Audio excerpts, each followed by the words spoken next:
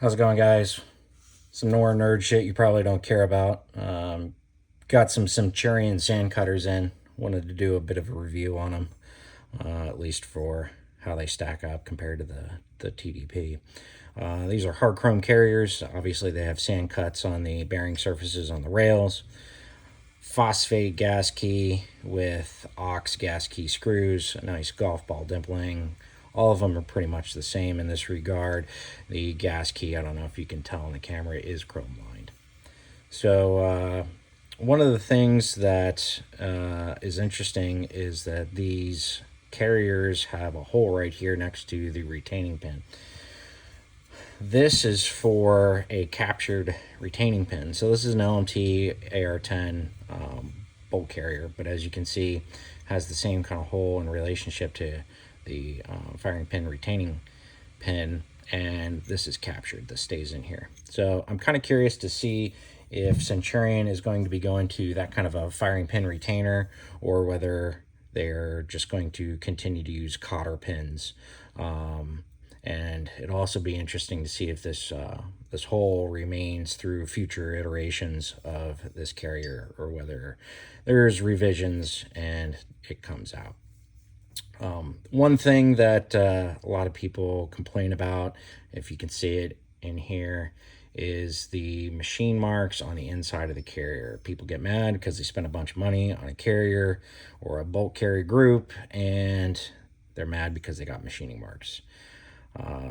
The simple truth is that the machining marks in there have no purpose or no bearing on anything. They're not bearing surfaces, nothing touches them, and to have that area machined completely smooth would just cost you a bunch more money. So there's no point in doing a polished finish or anything along those lines in there. So don't worry about machining marks in there. So first things first, let's go ahead and measure the gas or the carriers. So mil spec on the carrier length is 6.672 plus or minus 0.005. So that means it's 6.677 max and 6.667 minimum. So let's see how these stack up here.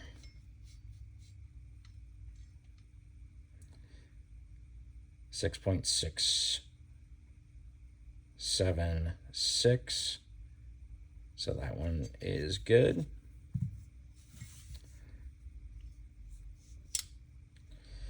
.676, same number. That's great.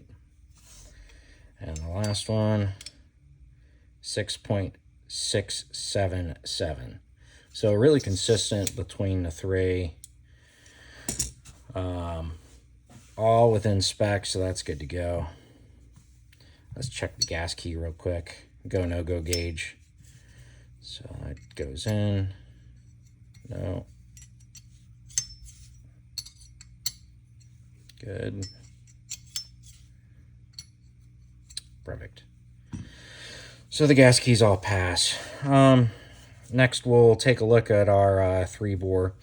So let's take a look at our bolt shoulder support. So if you didn't know, on the bolt, there's this raised area right here. That's what contacts the inside of the carrier to keep the bolt from moving around or rocking around, and provide support as it moves back and forth. So it would be good to have a nice interface between the bolt and the carrier. So typically most bolt shoulders are going to be somewhere between 529 on the tight side and 532 on the loose side. Looser than 532, you can run into some problems. So 529.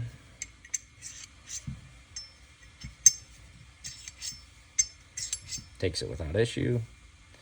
530.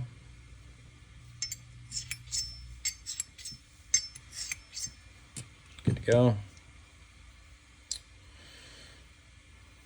531. Doesn't start.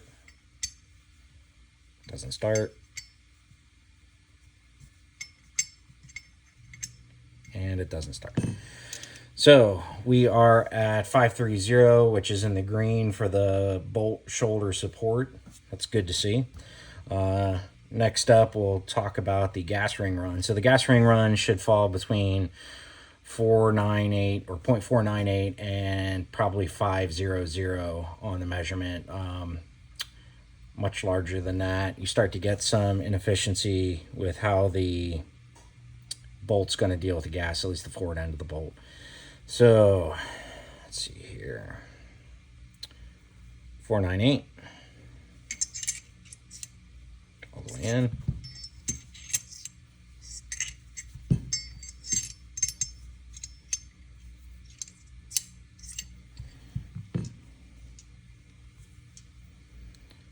$499.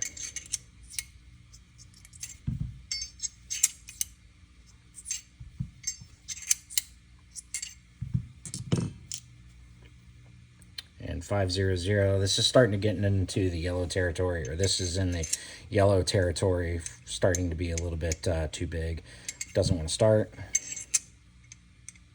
Doesn't want to start. And doesn't want to start. So that's good to see as well.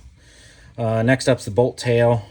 This is where a lot of your gas efficiency is going to come from. The gas escaping around the tail of the bolt and the back of the carrier right in here. So the tighter this is, the more gas efficient it's going to be. So that means that if you have an over-gassed barrel and you're using a very gas efficient carrier, you're going to get higher carrier velocities, and you'll probably get more felt recoil. So, you know, if you have an inefficient carrier and you want to using it with a barrel that has a generous gas port, or using it with a suppressor would be a good choice. So, one thing we didn't cover is the bolt tail sizes. So 0.250 through 0.252, much larger than 252, you're getting really, really inefficient. So this is the, I don't know if you can see it, but this is 250. So passes through, passes through, passes through. Next up, 251.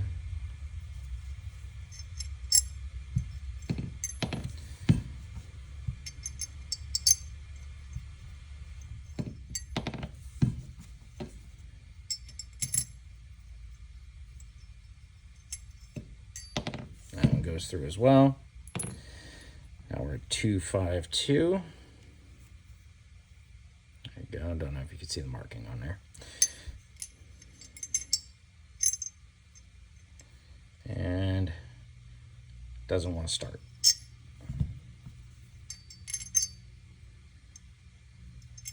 Doesn't start.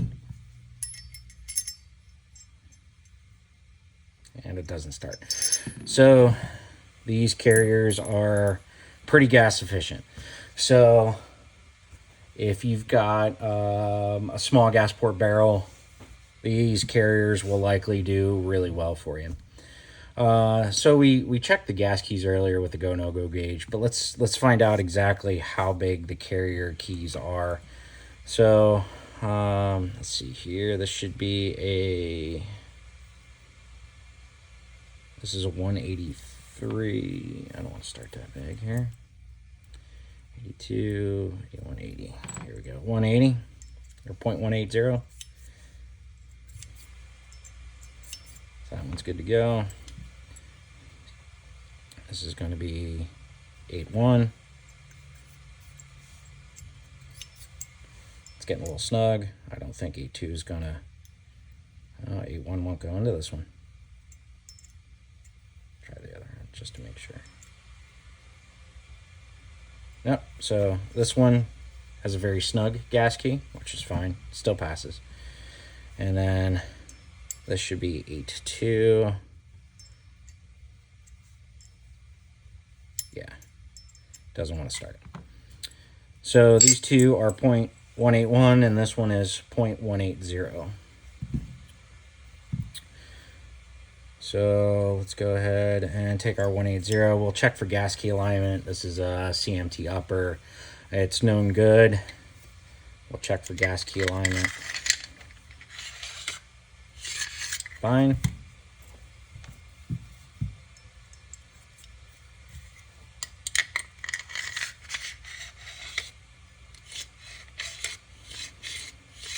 That one's good.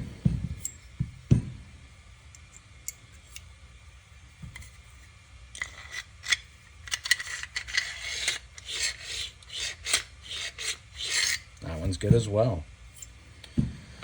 So overall, Centurion sand cutters look to be really good. I like that they've got ox screws. I have some theories about NP3 versus Chrome I'm going to be trying out with these. I get the general impression that NP3, while a really good product, just doesn't hold on to lubrication as well as I would like. And it's supremely corrosion resistant. The Teflon particles in it are amazing for lubricity, but I'd like something that holds on to lube a little bit better, and this doesn't seem to hold on to it as well as I'd like. I've talked up NP3 for a couple of years now, and I've really liked it, but the more and more I use it and the harder I use it, it just seems I'm having to add lube more often than I'd like to. So we're going to compare these two and see if the Chrome will hold on to lubricant longer than the NP3, and I think it will, just based on being a little bit more porous of a plating. So we'll see. Once I figure it out, I'll let everybody know, and we'll go from there. That's not to say that NP3 is bad. It's not. Like if you work in a marine environment or you work in a area where humidity is an issue, these are amazing to have just for the corrosion resistance. But Chrome is pretty corrosion resistant too, and if it holds on to lube better than the NP3, I'll be switching to Chrome carriers for my guns from now on. All right, guys, if you got questions, put them down in the comments, and I'll answer them as soon as I can. Bye.